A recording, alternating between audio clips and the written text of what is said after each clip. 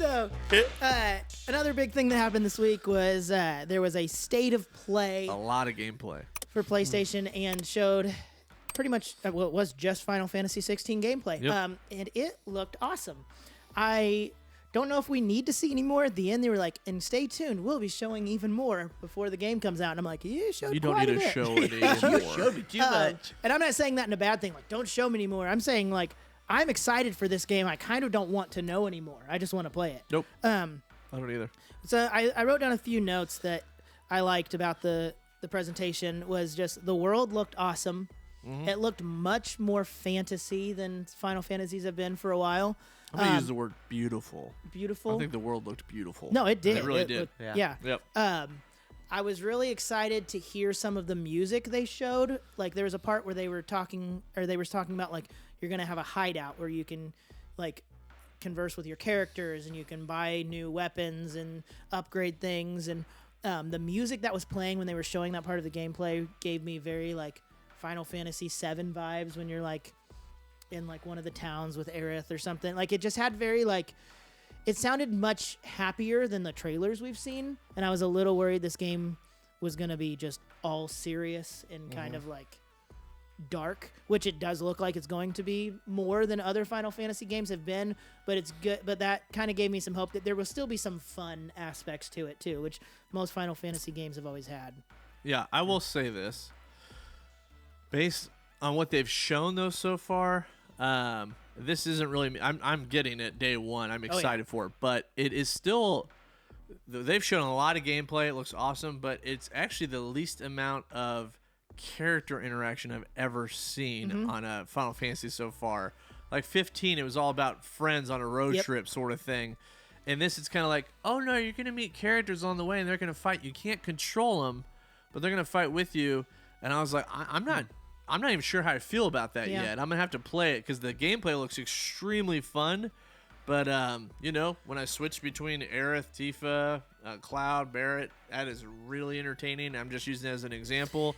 And I'm not saying it won't be entertaining, but you know what I mean? But it kind of reminds me of Devil May Cry with side characters doing their own thing. Yeah, and you just actually made me think of this because I know we talked about it yesterday because you guys were both kind of out of town for a little bit yesterday, and when you got back, we were talking about it, and I said it sounds like you can't control your characters, and I know you watched it earlier today, didn't you? You rewatched it. No, yesterday. Or you? Yeah. Oh, you did end up Yep. watching it last night. Do you remember? Did it say? It said you can't control your characters, but was that just meaning you couldn't control your entire party at once, or will it be like Final Fantasy VII Remake, where like you can switch to Tifa? From what I understand on the trailer, it made it sound like you cannot control them. That they're there as a supporting character. You're controlling your main Interesting. one. That doesn't mean it's going to be bad. No. I just meant...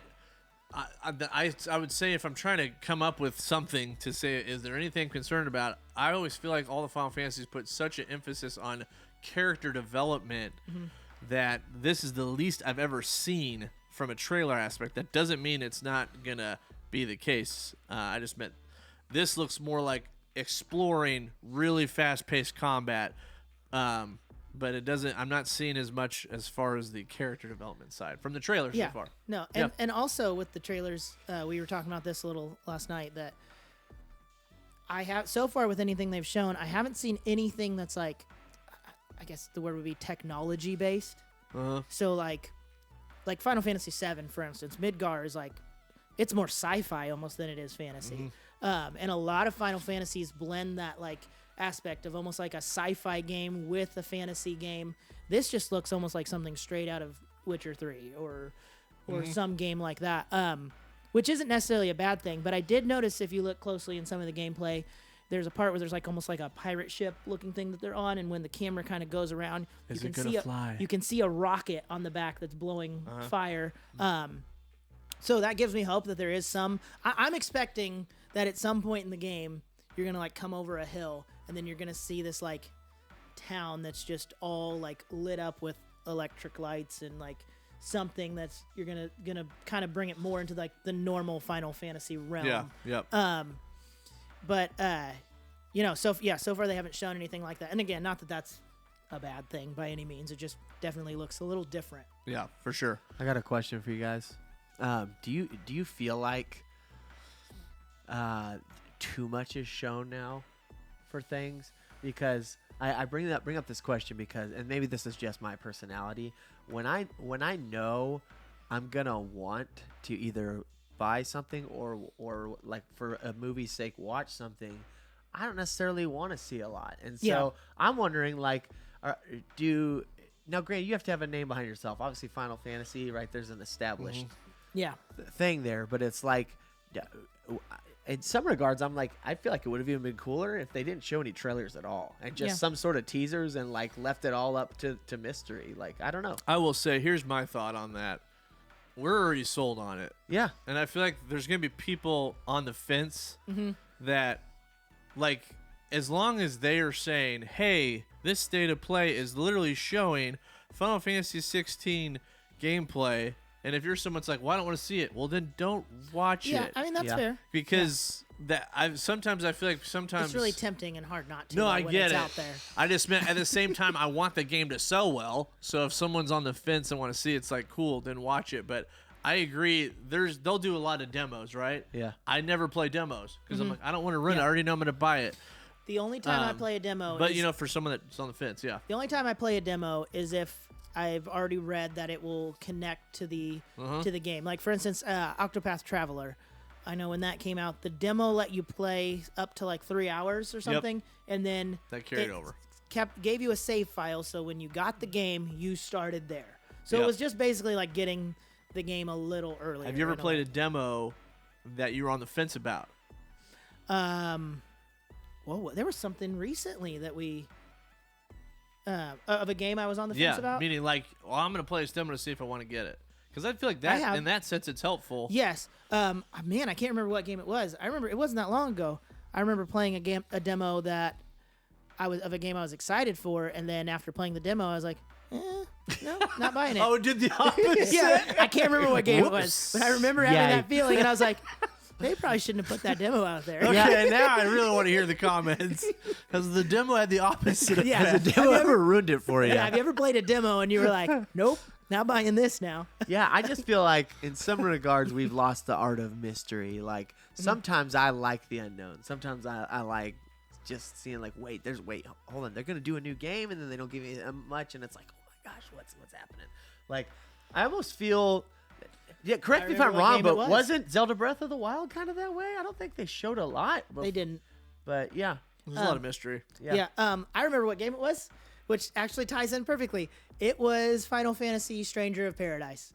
Me and you played that demo, and I was planning to get the game, and after we played the demo that they released for it, and I remember just kind of like, we both were kind of sitting there and we were like, this doesn't seem that fun. I got it though. You did get it. I didn't end up buying it actually. And we just talked about this earlier this week, that I was like, I do kind of want to try that game still, because I've heard some great reviews on it. But yeah. Well, that was one of those games. Yeah. So I will say this. Sorry, Yeah. Ty. I know it's been a long time. I will at least say that it's okay. Most of our podcasts are too short. Everyone else goes for like 2 hours, and ours are like 30 minutes. Say what you want. They showed a lot of gameplay yesterday, and honestly, I thought with how long of time they had, I thought they were gonna show a lot more. And I still think there's a lot of mystery on the game. I think a lot of the stuff they showed was combat wise, which I know we're gonna be talking about some of the stuff. Which you liked, yeah, you got excited about, but yeah, I thought the combat looked cool. I agree. I'm someone that likes mystery, and I think to Victor's point here, he's probably talking about how it's like, we're gonna watch it, please don't show too much, sort of thing. Where, but anyways, especially the world. Yeah. So, the next point I had written down about the trailer, or I guess the gameplay, was that it looks like they're going to have an easy mode that's based off of equipable items or like stat buffs. So it did say there was going to be story focused mode and action focused mode, but the story focused basically was just equipping all of those stat buffs. So it looked like there was like rings your character could wear that would do things like timely dodge or auto dodge. So like character would auto dodge certain attacks, or would give you like a timely I don't remember what they were all called, but a lot of them were like timely something, to where like it gave you... Yeah, you hit R1, it gives you a second longer, to dodge. Yeah, a longer time to like do a special, like a critical hit attack. So for someone like me. Yeah. But And the nice thing is, Joe, you get to make it to your own. Like Yeah. if you're like, this will Yeah, kind you of help don't me, have but to you equip don't them want. all. Yeah. if it's like, hey, I want this game to still be difficult, so give me that extra second to do the critical attacks, but I don't want to auto dodge. I don't want to auto block or do all these things. Like I still want the difficulty to be there. I just want to make this go a little faster. Yeah, that's not me at all. I would make it as easy as possible for Yeah. me. I appreciate it. Yes. Auto dodge for Okay, 18 seconds. Which brings me to another point. Should all games include an easy mode?